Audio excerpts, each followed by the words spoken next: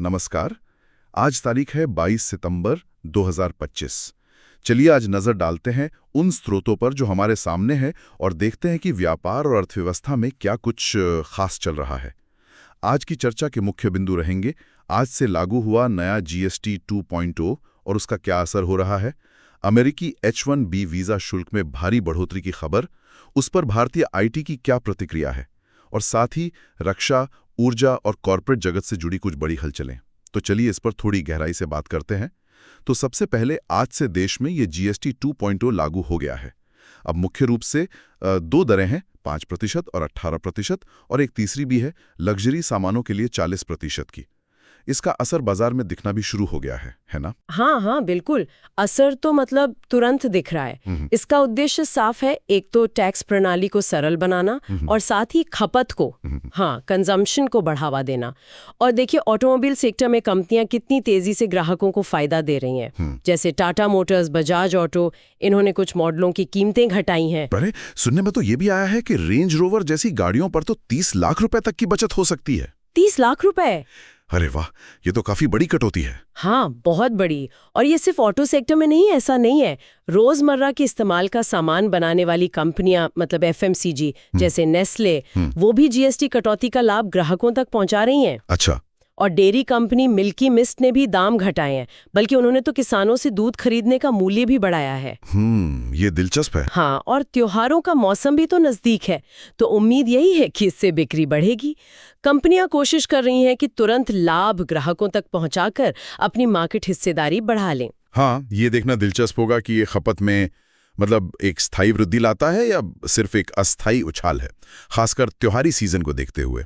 खैर, अब दूसरी बड़ी खबर पर आते हैं। अमेरिका से नए H-1B वीजा के लिए $100,000 के भारी शुल्क की खबर आई है। अब H-1B वीजा तो भारतीय आईटी कंपनियों के लिए काफी अहम रहा है हिस्टोरिकली, तो इस खबर से भारतीय आईटी सेक्टर में कुछ चिंता तो जरूर होगी। शेयर बाजार में भी आईटी इंडेक्स पर थोड़ा दबाव दिखा था। हाँ, चिंताएं तो हैं, बिल्कुल है। एमके ग्लोबल जैसी जो रिसर्च फर्म है, उन्होंने कहा भी है कि इससे आईटी निर्यात की वृद्धि, मतलब ग्रोथ, थोड़ी धीमी पड़ सकती है। लेकिन इसमें एक दिलचस्प बात ये निकल कर आ रही है कि कई बड़ी आईटी कंपनियां कह रही हैं कि उन पर इसका बहुत ज्यादा असर नहीं पड़ेगा। अच्छा, ऐसा क्यों? मतलब क्या कारण बता रही कंपनियां? उनका कहना है कि उनकी निर्भरता H-1B वीजा पर अब उतनी नहीं रही जितनी पहले हुआ करती थी। जैसे साइएंट ने बताया कि उनके केवल 6 कर्मचारी ही हैं H-1B पर। सिर्फ 6? हाँ, और एम्फेसिस, फर्स्ट सोर्स जैसी कंपनियों ने भी यही कहा है कि उनकी निर्भरता बहुत कम है। कोफर्ज ने भी नई वीजा याचिकाओं पर अपनी निर्भरता घटाई है। तो इसका मतलब ये निकालता है कि ये कंपनियां अब अमेरिका में ही, मतलब स्थानीय स्तर पर, ज्यादा कर्मचारियों को रख रही हैं, या फिर शायद कोई और रणनीति अपना रही हैं। हालांकि जेफरी जैसी ब्रोकरेज फर्म का नजरिया थोड़ा अलग है। वो अभी भी TCS और इन्फोसिस जैसी बड़ी कंपनियों पर भरोसा जता रही हैं। तो शायद बड़ी कंपनियां तो इस चुनौती से निपट लेंगी, लेकिन सवाल ये उठता है कि क्या ये रणनीति छोटी या मझोली आईटी कंपनियों के लिए भी उतनी ही कारगर होगी? ये तो देखना होगा। चलिए अब तेजी से कुछ और बड़ी कॉर्पोरेट खबरों पर नजर डालते हैं। हाँ, जरूर। तो रक्षा क्षेत्र में एक बड़ी खबर है। भारतीय नौसेना जल्द ही 4 लैंडिंग प्लेटफॉर्म डॉक्स यानी LPDs के लिए करीब 80,000 करोड़ रुपए का ऑर्डर दे सकती है। ये बड़े जहाज होते हैं। 80,000 करोड़? ये तो बहुत बड़ा ऑर्डर है। हाँ, बिल्कुल। और इसी क्षेत्र में garden reach ship builders GRSC ने जर्मनी के एक कंपनी से $62 मिलियन का एक एक्सपोर्ट कॉन्ट्रैक्ट भी हासिल किया है। अच्छा, और भी कुछ है? हाँ, और भी है। हाँ, जैसे L&T ने सऊदी अरब में ग्रीन हाइड्रोजन हब बनाने के लिए ACW पावर के साथ हाथ मिलाया है। सही। और प्राइवेट इक्विटी फर्म KKR ने केरल के माइत्रा हॉस्पिटल में बड़ी हिस्सेदारी खरीदी है। हाँ, हेल्थ केयर में दिलचस्पी बढ़ रही है। और शिपिंग कॉर्पोरेशन ऑफ इंडिया ने देश की सरकारी तेल कंपनियों PSUs के साथ मिलकर जहाजी बेड़ा चलाने के लिए एक MOU साइन किया है।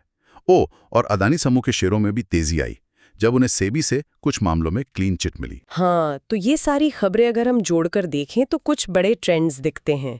पहला तो रक्षा और शिपिंग में आत्मनिर्भर भारत पर जोर साफ नजर आ रहा है। दूसरा, L&T और एसीवा पावर का समझौता दिखाता है कि भारत और दुनिया भर में ग्रीन एनर्जी, हरित ऊर्जा पर कितना ध्यान बढ़ रहा है। बिल्कुल। तीसरा, KKR का निवेश, जैसा आपने कहा, स्वास्थ्य सेवा में प्राइवेट इक्विटी की बढ़ती दिलचस्पी दिखाता है। और चौथा, अदानी समूह के मामले से ये पता चलता है कि बाजार नियामक संस्थाओं जैसे सेबी की खबरों पर कितनी तेजी से प्रतिक्रिया देता है। तो कुल मिला के आज हमने देखा कि कैसे जीएसटी 2.0 घरेलू बाजार को एक तरह से नया आकार दे रहा है। वहीं अमेरिकी H-1B नीति जैसी बाहरी चुनौतियां आईटी जैसे प्रमुख निर्यात सेक्टर के सामने हैं, और साथ ही रक्षा, ऊर्जा, स्वास्थ्य और कॉर्पोरेट सौदों में भी काफी कुछ चल रहा है। हाँ, और ये हमें एक दिलचस्प मोड़ पर लाता है सोचने के लिए।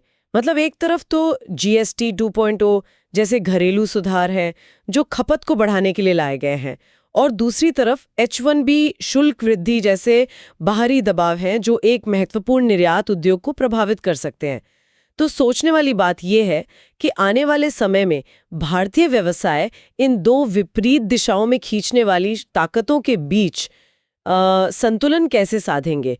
उनकी कौन सी आंतरिक क्षमताएं, जैसे कि स्थानीय टैलेंट का विकास करना या नई रणनीति अपनाना, उन्हें इन चुनौतियों से निपटने में सबसे ज्यादा मदद करेंगी। इस पर विचार करना वाकई अहम होगा।